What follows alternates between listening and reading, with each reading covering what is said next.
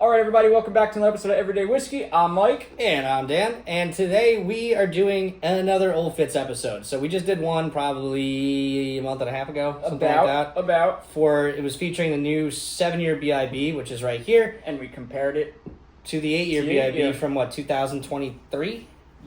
Yes. Something like that? Yeah. So now... 24. 2024. Yeah.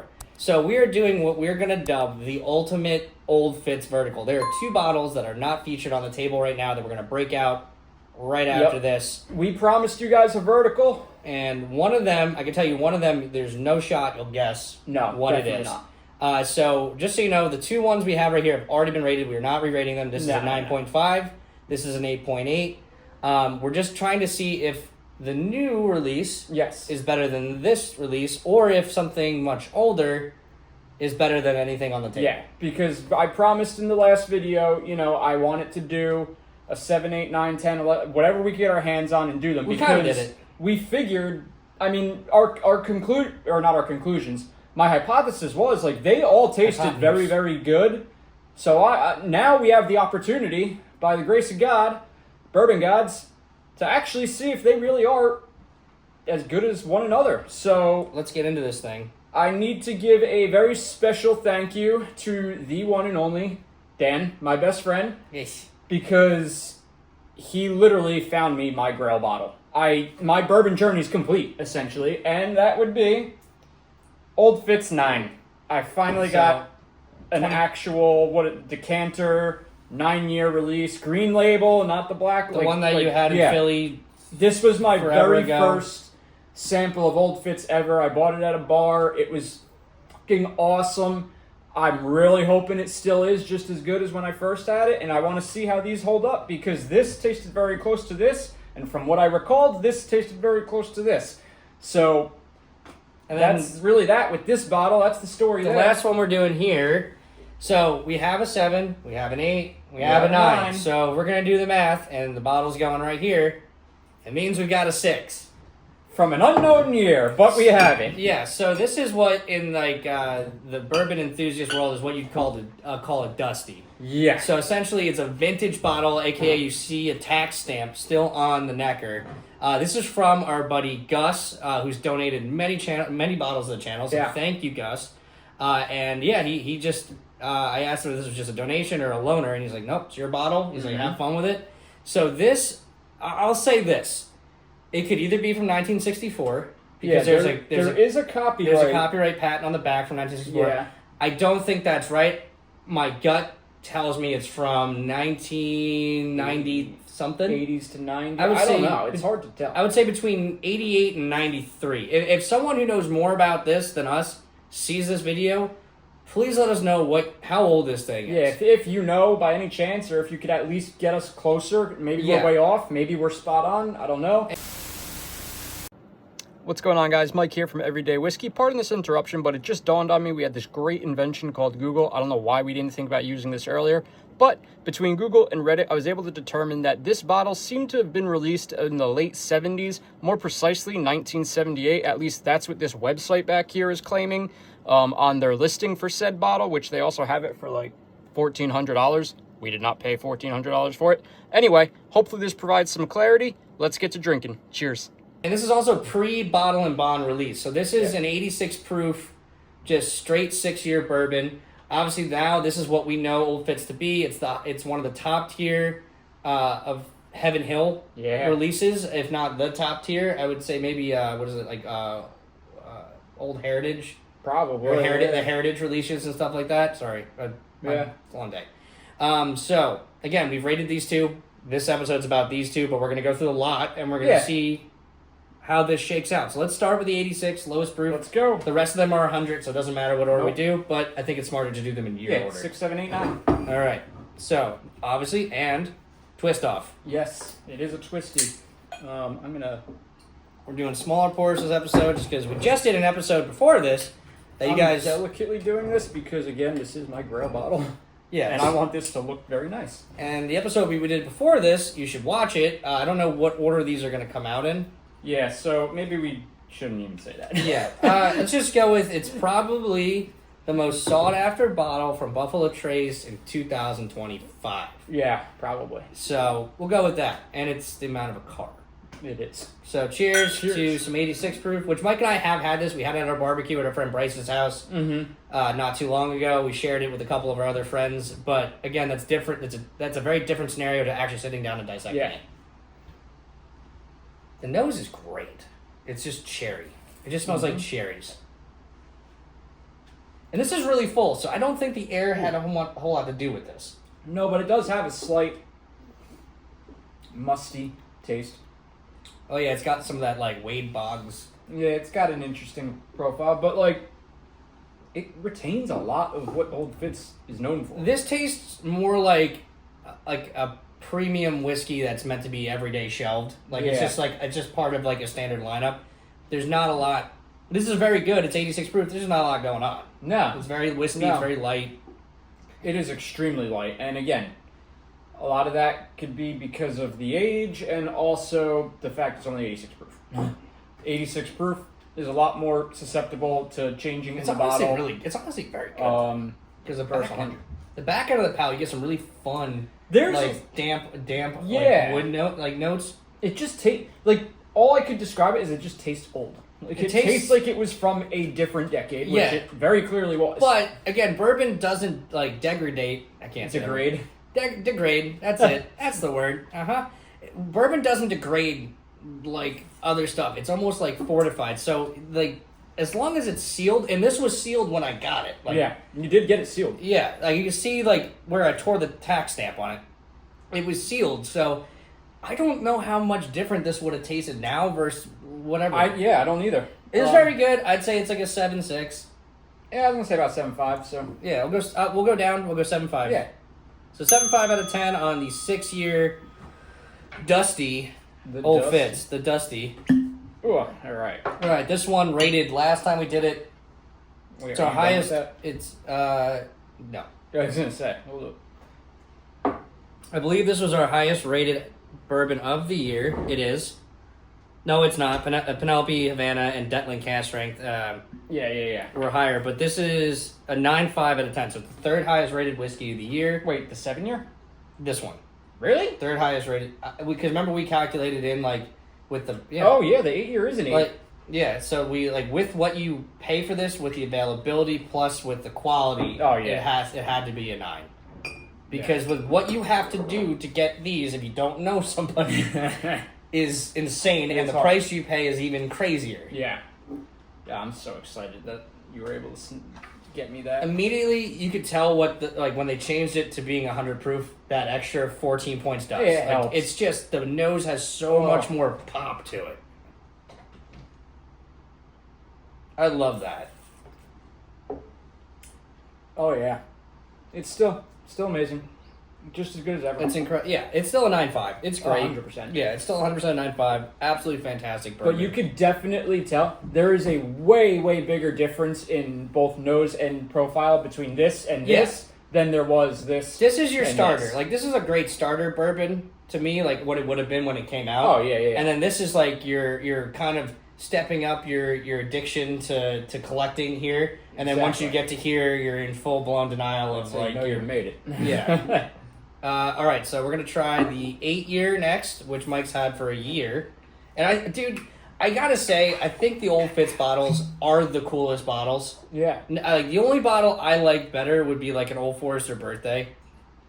But just the craftsmanship, everything the about crown these work, bottles. the glass topper. The decanter series is truly beautiful. Yeah, it really is. The bottles are pieces of art, and you can if you really want to and be sacrilegious, you could strip the labels, everything off of it, and this is a really cool looking decanter.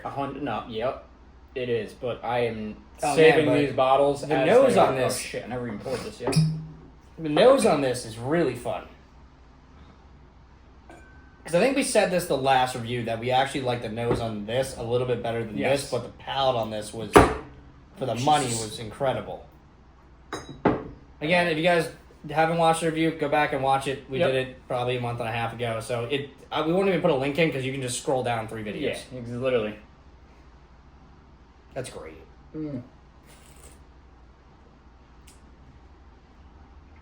so close I think it's just so like close. this is like a little more bland. Yeah. This has so much more flavor. It maybe has a couple more sharp edges to it, but this is fantastic. This just has so much flavor. It's insane. Yeah, and it does answer my question of like, can you really tell the difference between 1 year? Yes, you can tell the difference between 1 year. Absolutely can tell the difference. This is like noticeably softer. It's just weird. Like, I thought it would have worked the other way. I thought this one, you would expect this to have a little bit more flavor and bold character because it is 1 more year in the barrel, but I think the 7 year is like a sweet spot right Yeah, there. I don't know. It has more flavor. It definitely has a little more of like an ethanol tone to it. I think I just thought of a good episode we should do. What's that? We should try to find like multiple of the same age statement and see like what year age is the sweet spot. Yeah. Like if we could find a couple other 7 years and maybe that's good, but who knows? Or like yeah. Like, you know, like I think that'd be pretty cool. I am on record saying that anything over like a bourbon, once a bourbon hits 15 years, like after that, like it just becomes so much. And these are I'm saying true single barrel 15 years, not blended. Yeah. Blending's totally different. Yeah, no. We want single barrel. Yeah, like because you have an 18-year Elijah, but they blend that and it's 90 proof, so it's different. But there's so much oak that you lose all the subtlety and the little nuances of flavor, and it just becomes like licking an oat steak. Like licking an oat steak. You know, you're in the barrel that long. It's so much. That's why there's got to be a sweet spot, and 7 years might be that sweet spot. Well, the whole thing is like Scotch. Like everyone always says, like Scotch starts at 12 years. To me, yeah, I think bourbon realistically starts being really good for single barrels at 7. Mm-hmm. I'll say that. Okay, so this is what we've been waiting for. I am so Let's see. excited for this. This at a 9.5. Maybe it was an early call for us throughout the year, but I still do stand by that 9.5 after trying it. Yeah, you really want to make sure that's like... Yeah. Cats, right. Lick it up. Yeah, have fun. I'm giving you a generous pour because you really, really helped me out with this bad boy. You know what? I'll share the price. I paid a Benjamin and a concert ticket. Can't really beat that. No, and obviously too, like Mike's in the industry, so like, obviously like we try to take care of other people in the industry when they want to get something as well. Yeah. Outside of him being my best friend, which is like more of the reason. But yeah, also Benjamin had a concert ticket. So, but just so everyone's knowing, you can get these now. Like they used to be like $400 or $500, and they'd be hidden in the office and like normal. Like never see them. Shelf. They're going for like $200, $250 now. Really? Yeah, like that's what that was sold on the shelf for at my stores. $200. Damn, that's actually really good. It's a fantastic deal for that. Yeah, because every time I see an Old Fitz in the wild, it's a loan. It's a fucking loan. Yeah, no. So I love the best part about all of these boutique bourbon brands coming out and putting out really high quality products, such as like Smoke Wagon, Penelope, Chattanooga, Detling, Nashville Barrel Co., Old Dominic, like all these cool little like little pop-up, not pop-up, that's not what that's a long term, not pop-up. But like cool B-side distilleries is that people are looking to get that now because that's like the hard thing to get. Yeah. And these guys, which have been sought after for so long, everything starts to drop down in price and become more realistic for the guys like Mike and I who have always wanted this stuff. Yeah, so it's true, man. Patience is a virtue. It's the same thing as like someone who wanted an Acura NSX in like the 90s and it was super expensive and like... Well, they're actually more now they're more money. That's a really bad... That's a really a terrible analogy. That's a terrible analogy. All right, we're just going to move on to drinking bourbon. What were you going to say? Sorry. It would be... Actually, you know what? It would be like, 10 years ago trying to buy a early 2000s Supra, and then Toyota just goes and re-releases a new model now, so now you can just fucking buy that's perfect. That's perfect. Yeah. It's closer. Still not perfect, but closer. Anyway, I'm pumped for this. I can't wait. All right, let's go for those. We're gonna go like... And the reason, and you know what? Patience really is a virtue because I was very, very close. I've even texted him. I was like, yo, I found an Old Fitz. It's like $500. Should I pull the trigger? And I never told did. him no. I told him no. I didn't, and I'm glad I didn't. However, my Grail bottle, just so everybody knows, is a Old Forester birthday bourbon. Yes, That's I know. still hard to get. Those are $500, and I'll never pull the trigger on it if it's like that much. It's not going to happen. But that would complete my journey, and everything after that would be gravy. There's that cherry cola. It really is. It's like burnt. It's like burnt cherry cola. It's fantastic. There it is. Oh man, baby. there's nothing else that could be. Nope. Like that's all you really get. It's so crystal clear and defined. Oh my god.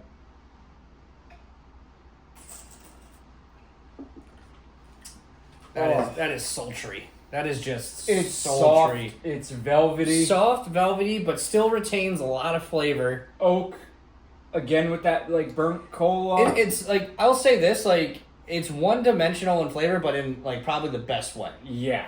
It's so soft and delicate and easy to drink. And normally when you get a bourbon like that, it usually lacks texture, but this has a lot of really good textures to it. You can really feel like the oak char, the oak tone to it.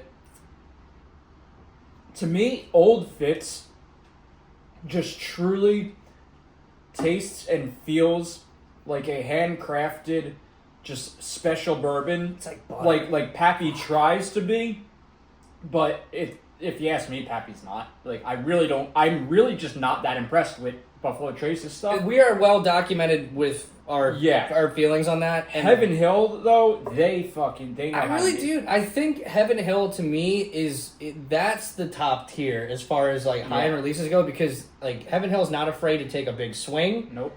They consistently put out incredible high end bourbon at like realistic prices. Yeah, this like tastes just like I remember. The 7-year bottle and bond is still my favorite everyday sipper. Mm-hmm. Like very easily for $50.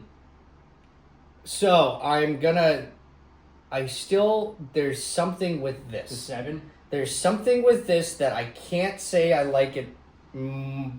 Like I like this more. Okay, I can't do that's it. fair. I don't know. I'm gonna do a rookie score on the 9-year bottle and bond, and it's a 9 flat. Damn. It's a 9 flat. 9 for 9. And I'm That's totally. fair.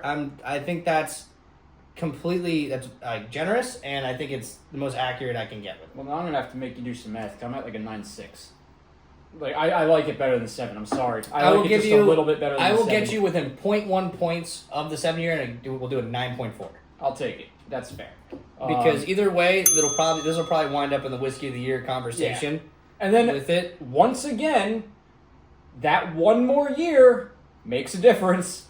So it really this does. is why I really need to get my hands on an 11 next, to because see what this or a does. 10. Do they do a 10? I don't know if they do a 10. I think they I go have to right look, from no, they 9 do a to- 10. They do, right? We'll look it up and prove The it more something. we could get, the more it'd be cool, because like this is the first time I've had an opportunity to try multiple bourbons, only 1 year age apart. Well, that was the cooler. This is gonna be an outlier because there's some variables in there. there's that variables we to don't that. wanna, But these, for all being 1 year apart, all the same proof, all the same recipe, like yeah, there is a difference. there's a stark difference in between Huge all of them. difference. This you could say the air, like oxygen level in here could have say I a little think this play is in that. starting to get. But again, you've only had this bottle less than a year, so Oh, yeah. there's probably So it's not pretty a good. lot of that going on. Nah, not nearly long enough.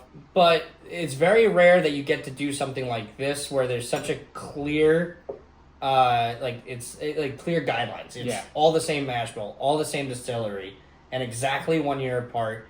And that was way cooler to me than it was even being able to try that. Yeah. Just being able to do this kind of vertical. I think, I am too. That is awesome, and the fact that we were able to do it so close in time to when we said we would love to do such a thing, like Yeah, the big question for the us... cards just aligned. That was awesome. It just worked out really well that like this got released last week, and we were happened to be filming this week, and it was just Mike and I talked Saturday night. We went to go see The Offspring. Absolutely fucking incredible. Yeah, so if you're in Jersey and you knew about that, you could look up the price of those tickets, and then you can do the math. And figure out what I paid. Exactly. There you go. You could do some Mike Hint, math. hint, they were not expensive tickets. Yeah, we'll do some Mike math on that one. Yeah. And we're just like, we kind of have to do it. Yeah. But the real question is, and then you guys you'll know on Friday which one we decide to do. Can we do this episode or do the other episode? I'm doing this one. And do that one? Yep. Okay, so this is the episode coming out this Friday. Yeah. So today, for those who are watching, for those who are watching. So if you're hearing me say this, the videos, it's out. Yeah, whatever. Cool. Thanks for watching. This was fucking dope. Thank you for securing my grail. Yeah, That's fucking awesome. Cheers. Cheers. Later.